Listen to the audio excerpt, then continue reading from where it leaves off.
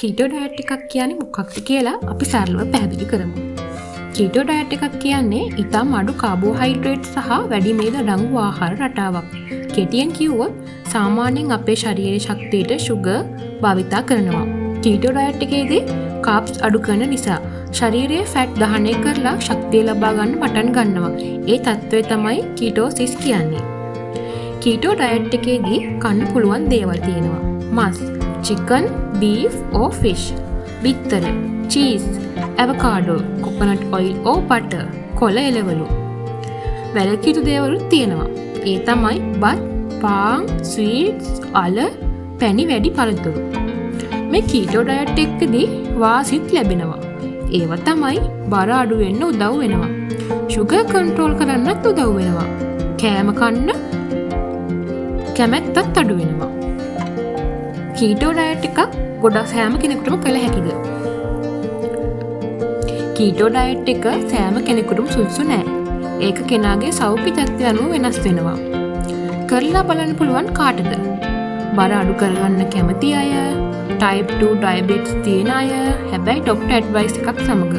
Sugar control කරන්න කැමති අයට මේක කරන්න පුළුවන්.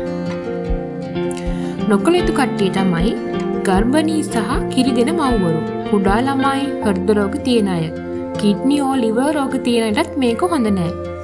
ඒ වගේම ඉන්සුලින් ගන්න ඩයබටිස් තියෙන රෝගීන්ට ડોක්ටර්ගේ අනුමැතිය නැතුව ගන්න බෑ. මොකක්ද ප්‍රශ්නේ? කීටෝ ඩයට් එකේදී කාබ්ස් අඩු කරනවා වගේම ෆැට් වැඩි කරනවා. ඒ නිසා හැමෝටම ශරීරයේ එකම විදිහට ප්‍රතිචාර දක්වන්නේ නෑ. හොඳම උපදෙස් තමයි කීටෝ ඩයට් එක පටන් ගන්න කලින් ડોක්ටර් කෙනෙක් හෝ නියුට්‍රිෂියන්ස් කෙනෙක්ගෙන් අහන්න.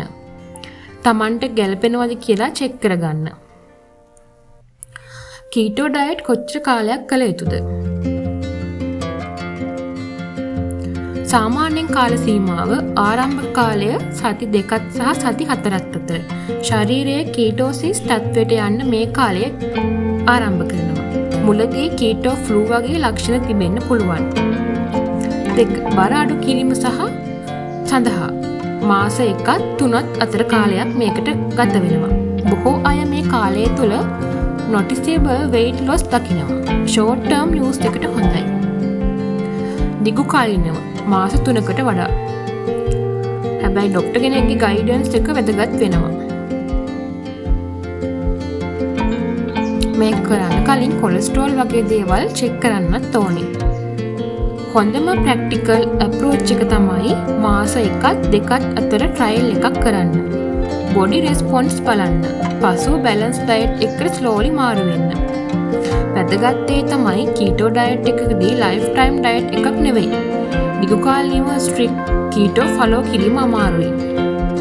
මාස 2-3 අතර කාලයේදී කරන්න හොඳ සේෆ් රේන්ජ් එකක්. ඊට පස්සේ බොඩි එකට ගැළපෙන විදිහට ඇඩ්ජස්ට් කරගන්න පුළුවන්. එකපාරටම නතර නොකරන්නේ ඇයි? හොඳ ප්‍රශ්නයක්. කීටෝ ඩයට් එක එකපාරම නතර නොකරන්න කියන්නේ ඇයි කියලා සරලව බලමු. 1. ශරීරයට ෂොක් එකක් වගේ වෙන්න පුළුවන්. කීටෝ කරනකොට ශරීරයේ ෆැට් දහනයට ඇඩැප්ට් වෙලා ඉන්නවා. එකපාරටම කාබ්ස් බත් පාන් වැඩි කළොත් ශරීරය අලුත් එනර්ජි සිස්ටම් එකට ඇඩ්ජස්ට් වෙන්න වෙලාවක් ඕනේ. ඒ නිසා දුර්වලතාවය, හිස රැඳය, බර වැඩිවීම වගේ දේවල් වෙන්න පුළුවන්. 2. බර ඉක්මනින් නැවත වැඩි වෙයි. කීටෝ කරනකොට ග්ලයිකොජන් අඩු වෙනවා. කාබ්ස් ආපසු ගත්තම ශරීරයේ වෝටර් ඇන්ඩ් ෆැට් දෙකම ස්ටෝර් වෙනවා. ඒක නිසා යෝයෝ ඉෆෙක්ට් අඩු කරලා නැවත වැඩිම වෙනවා. 3. බ්ලඩ් ෂුගර් එක හදිසියෙන් වෙනස් වෙන්න පුළුවන්. එකපාරටම කාබ්ස් ගන්නකොට ෂුගර් ලෙවල් එක ඉක්මනින් ඉහළ යනවා. එනර්ජි ක්‍රෑෂ් එන්න පුළුවන්. 4. ජීර්ණ පද්ධතියට ගැටලු ඇති වෙන්න පුළුවන්. කීටෝ එකේදී ෆයිබර් කාබ්ස් අඩුයි. එකපාරටම රයිස් බ්‍රෙඩ් ගත්තම බ්ලෝටින්, ගෑස් වගේ දේවල් වෙන්න පුළුවන්. හොඳම විදිහ තමයි කාබ්ස් එකතු කරන්න. සති 1-2 අතර කාලයකදී දවසකට ටික ටික රයිස් ෆුඩ්ස් ඇඩ් කරගන්න. ප්‍රොසෙස්ඩ් ෆුඩ් අවොයිඩ් කරන්න. මට කියන්න තියෙන්නේ කෙටියෙන් එකපාරම නතර කළොත් බර නැවත වැඩි වෙනවා. ශරීරයට ස්ට්‍රෙස් වෙයි. ස්ලෝලි නතර කළොත් බොඩි එක ස්මූත් ඇඩ්ජස්ට් වෙයි. අපිට කොපමණ ශරීරයේ බර පාලනය කළ යුතුදයි බලාගන්නේ කොහොමද?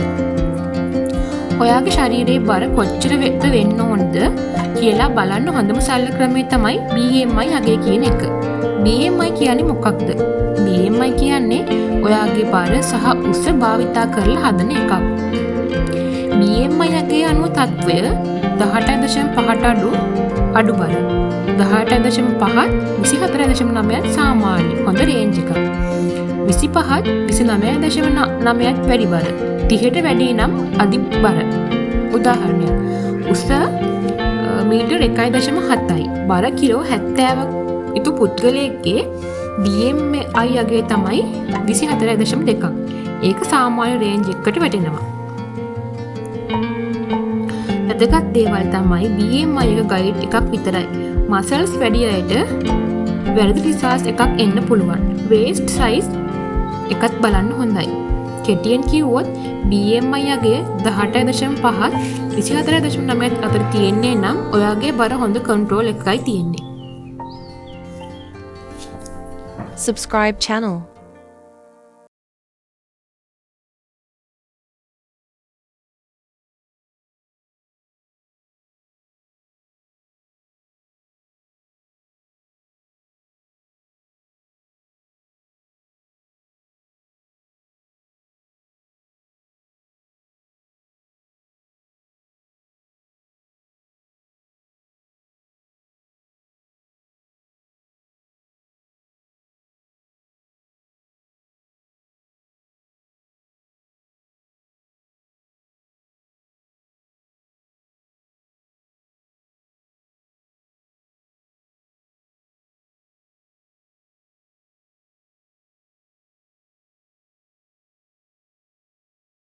මේ වගේ තවත් හෙල්ත් ටිප්ස් දැනගන්න channel එක subscribe කරන්න. වීඩියෝ එක like කරන්න. ඔබේ යාළුවන්ට share කරන්න. ස්තුතියි.